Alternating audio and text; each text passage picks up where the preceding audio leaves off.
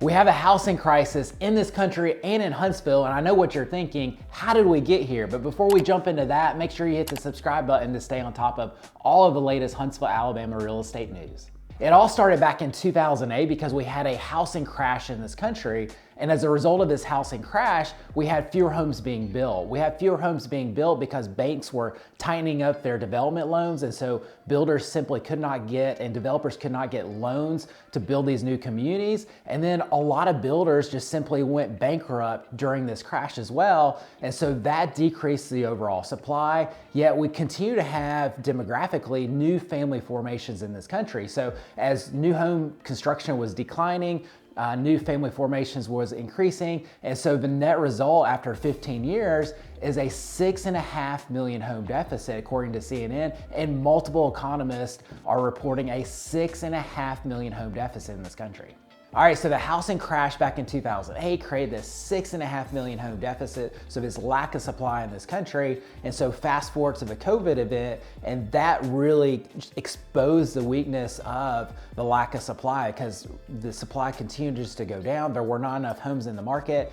And when COVID hit, so many people were living at home, working from home, doing school from home. And so a lot of people decided that they wanted that home office, extra space for the kids. And so that created additional demand when there wasn't enough supply in the marketplace. And so on top of all of that, the Fed did not know what was going to happen with the economy. And so they did the only thing that they can do to help spur economic activity. They lowered interest rates down into the 2s and 3s range. And so that just literally ignited, put the housing market on fire because there wasn't enough supply. There's all this demand. And on top of all the other kind of demand from increased family formations and people wanting new homes with home offices, you also had this demand coming from Wall Street because, the regular Joe getting interest rates, in the low 2s, high 2s, low 3 range, they were getting interest rates even below that. And so they were able to purchase a lot of these homes with great cash flow.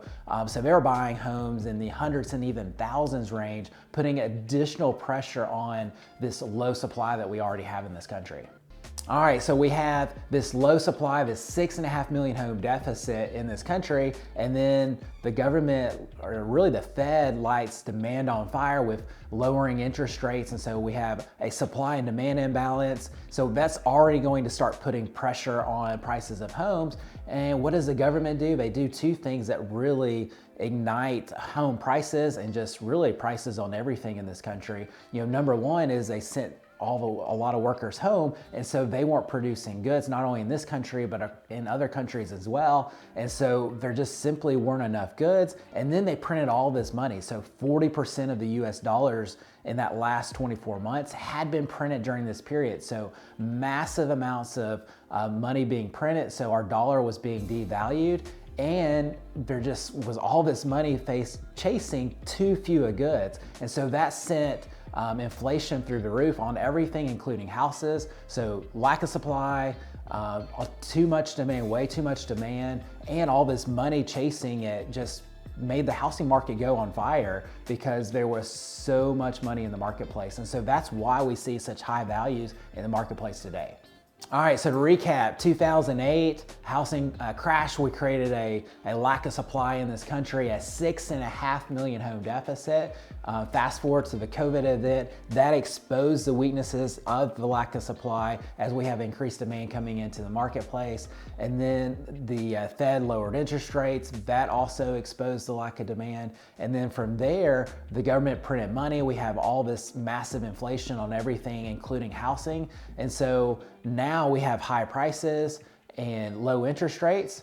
Back in late 2022, now into 2023, the Fed said, all right, so I wanted to increase the demand back in COVID, so they lowered interest rates. Now they want to lower demand, and so they are increasing interest rates to help decrease that demand. The challenge is they're decreasing the demand, but they're not doing anything to affect the supply. Actually, they are affecting supply. They're actually making it go down. Last year, 2022, was the first year that we're actually getting ahead of this thing and we were creating additional supply. Builders were going gangbuster to create that that extra supply in the marketplace. But now with higher interest rates, they're getting a little bit skittish and they're pulling back from their production of new homes. And so the challenge is we are decreasing the demand in this country, but we're not doing anything about the supply. And so that's where we're at right now. We're in a situation where we have high prices, we have high interest rates, prices aren't coming down because we have lower supply in this country. We have lower demand, but we also have lower supply. So it's almost at this equilibrium point. And so we have this lack of affordability. You know, one of the ways that that gets measured is by the Housing Affordability Index.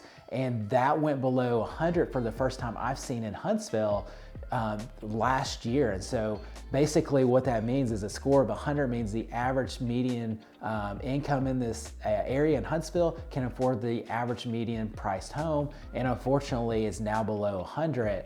That will spike back above 100 as interest rates begin to rise again. But right now we're simply in this lack of affordability situation with high prices and high interest rates.